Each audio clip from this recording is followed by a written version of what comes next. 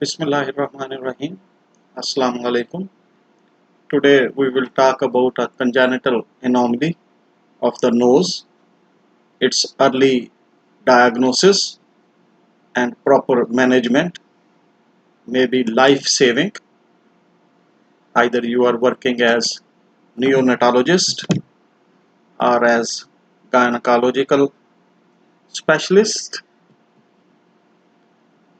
So this is what it is called choanal atresia.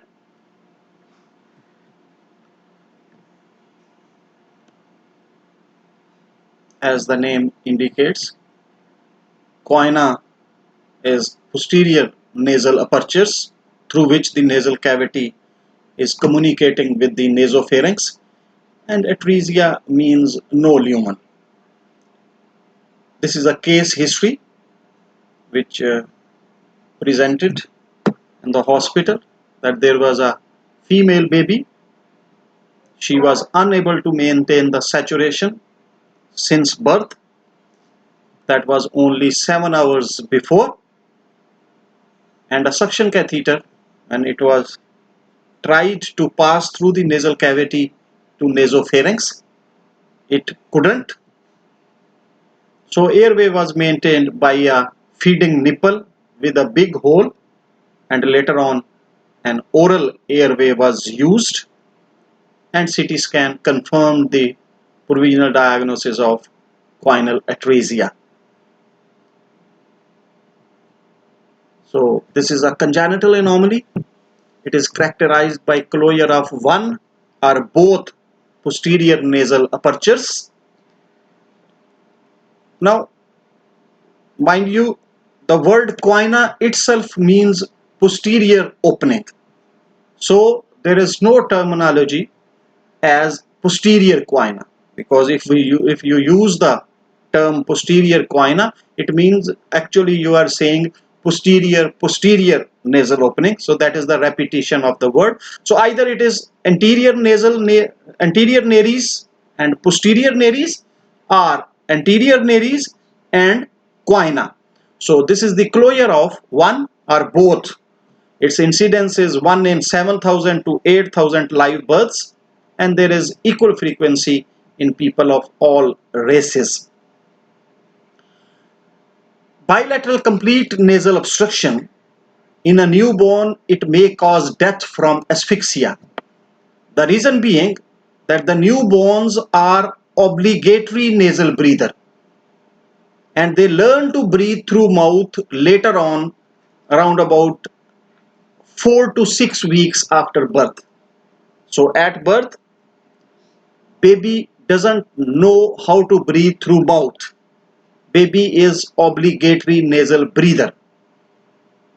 And secondly, the larynx is a bit high in the oropharynx as compared to its adult position. So what happens that if there is bilateral nasal obstruction and the baby doesn't know oral breathing, so during attempted inspiration, tongue is pulled up towards the palate and even cause more obstruction of the oral airway, so making the situation even more grave. Then what happens that infant cries and takes a breath through mouth. Airway obstruction is momentarily relieved, but this is a temporary relief. So this cycle goes on. A typical picture is that the baby is blue while during breastfeeding, and baby is pink when baby is crying. In 1755, Roederer was the first gentleman who described this congenital choanal atresia, and in 1854, Emmert reported first successful surgical procedure in a 7-year-old child using a curved trocar transnasally.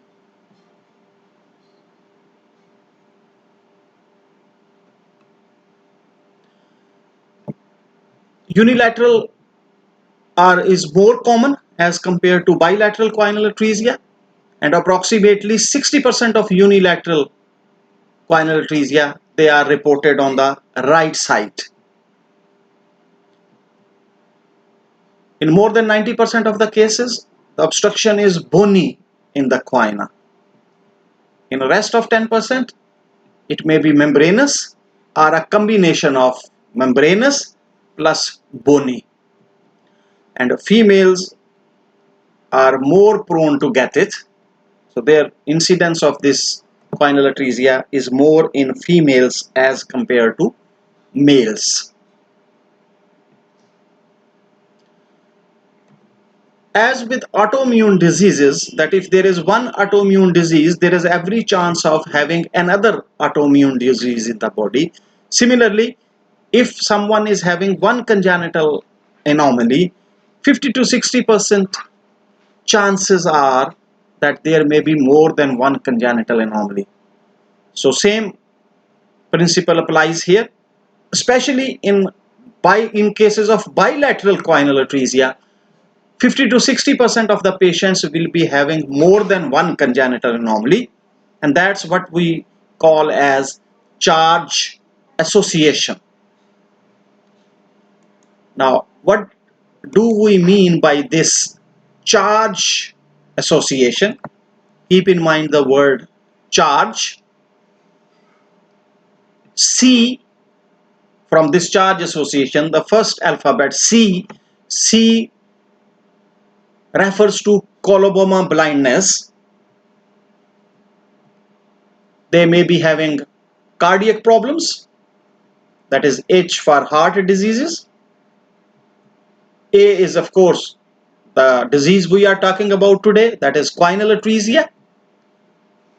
There will be a retarded growth both physically and mentally, though this mentally retarded terminology is obsolete now and we use it as intellectual disability is the term which is used, but still for this acronym the same is being mentioned in the books still. Then G is related with genitourinary anomalies, and E is for ear anomalies. These patients may be having hearing loss also. So this is what this charge association is.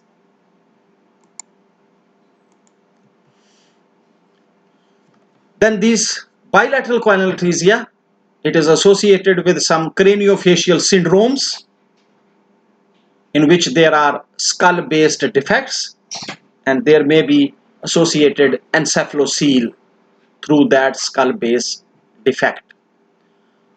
Most unilateral cases, they are isolated anomalies.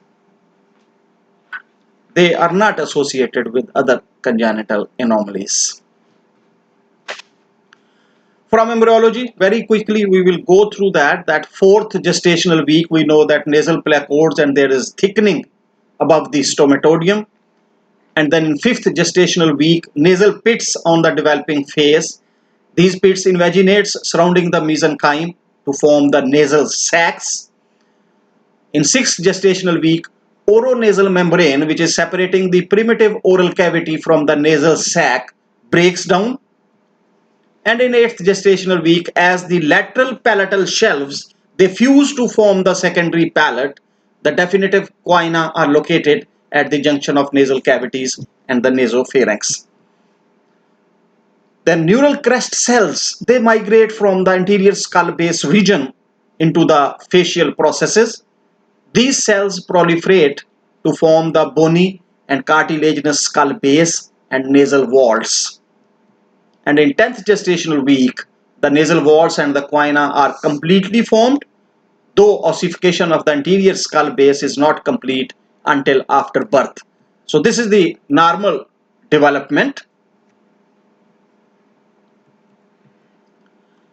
Just remember this oronasal membrane, if it does not rupture, there is every chance of that this choana will be closed, or these neural crest cells which are migrating from the skull base into the facial processes, if there is abnormal migration of these cells, then there will be more bony formation and there may not be any communication from the nasal cavity to the nasopharynx. So this is the diagrammatic representation about the embryology which we just talked about. So current theories of etiology are, the first one which I just mentioned, that failed oronasal membrane rupture. This is a simple explanation of choanal closure, but as in the types we have seen that usually in more than 90% of the cases the choanal atresia is of bony type. So if we accept this theory of oronasal membrane rupture is not complete, then it goes in favor of membranous choanal atresia. But now more than 90% of the cases they are bony. So this mesodermal theory seems to be more plausible, that abnormal migration of these neural crest cells into the nasal vault explains the bony configuration of the atretic plate associated with skull base deformities. Or as we know that to start with, any cavity or any tube in the body, it is a solid mass. So same is the case in the nasal cavity, where there are epithelial cells which later on are canalized. So if there is persistence of these epithelial cells which proliferate within nasal cavities during 6 to 8 weeks in utero, there will be chances of atresia. But this mesodermal flow theory is being considered more plausible.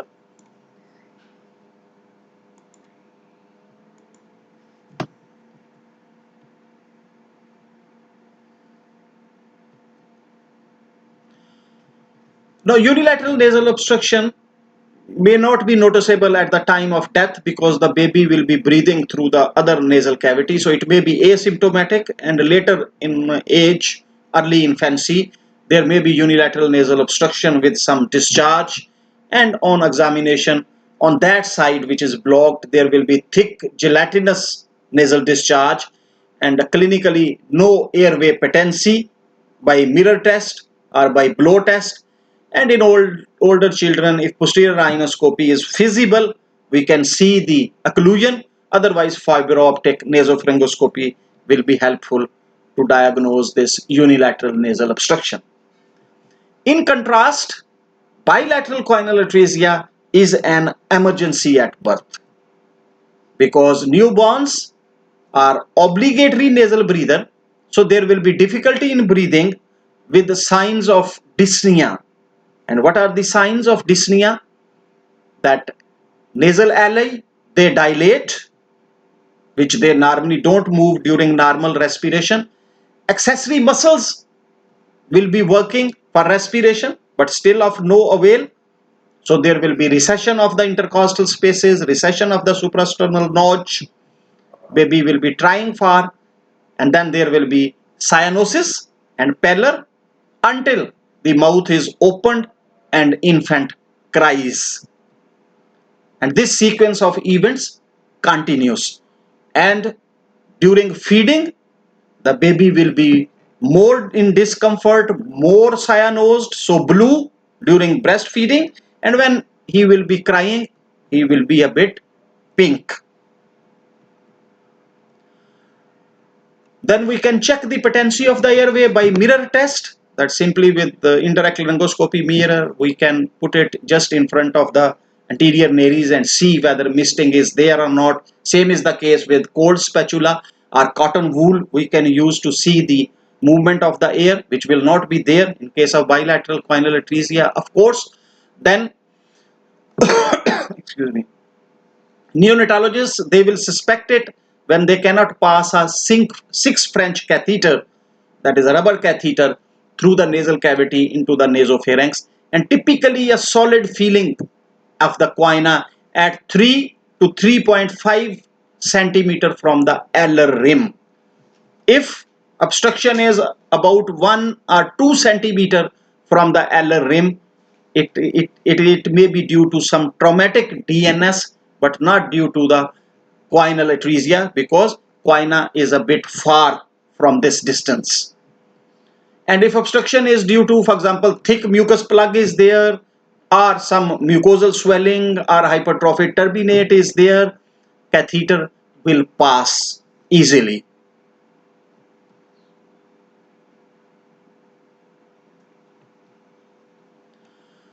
Then we can put a methylene blue in the nose, and as we know that the nasal cilia, mucous membrane cilia, they move or they beat towards the nasopharynx, and all the nasal and paranasal sinuses secretions, they are being drained by the movement of these cilia towards the nasopharynx. So if some methylene blue is being placed, if there is patent choana, it will be visualized in the nasopharynx, but in case of choanal atresia, we could not be able to visualize methylene blue into the nasopharynx. And then of course, fibro-optic nasoendoscopy is a great tool to diagnose this. And in radiology, we can go for choanogram by putting a radio-opaque dye and then taking the lateral films, or CT scan is the investigation of choice, which will show us the extent of the obstruction and the type of also, whether it is bony or it is membranous. This is transnasal endoscopic view of choanal atresia, that you can see that there is complete obstruction and we cannot go through this nasal cavity into the nasopharynx. This is a bony plate which is obscuring the choana. In this case, this is a case of unilateral choanal atresia. On this side, you can see the choana is patent and we can see the structures there inside the nasopharynx, while on this side you can see this is whitish bone is there. So this bony plate is obscuring or occluding whole of the choana on this side. This is rhinogram or choanogram, that instilling the oily contrast medium like Lipodal in the nasal cavity and obtaining the films in lateral projections. And this contrast medium, it will be struck at the choana and not passing through the choana to the nasopharynx. CT scan is method of choice or investigation of choice, you can say.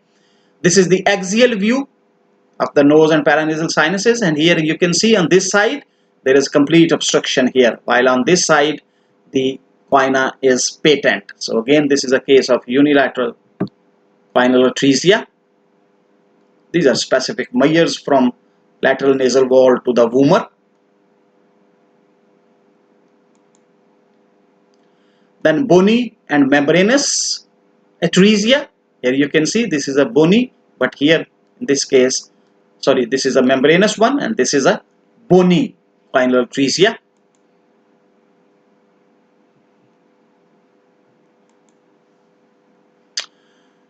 In the differential diagnosis, deviated nasal septum, as I told you, when we will try to pass the nasal this catheter through the nasal cavity, obstruction will be felt a bit nearer as compared to choana, which is 3 to 3.5 centimeter from the alar rim. Dislocated nasal septum, then septal hematoma due to the injury to the nose during delivery, or mucosal swelling, or turbinate hypertrophy. Then we have to think about that there may be skull base defect, and from there can be encephalocele, nasal dermoid, hamartomas, cardomas, teratomas. All these have to be considered in the differential diagnosis. With that, we finish today's discussion, and in part 2 of choanal atresia, we will talk about the management of these cases. So thank you very much.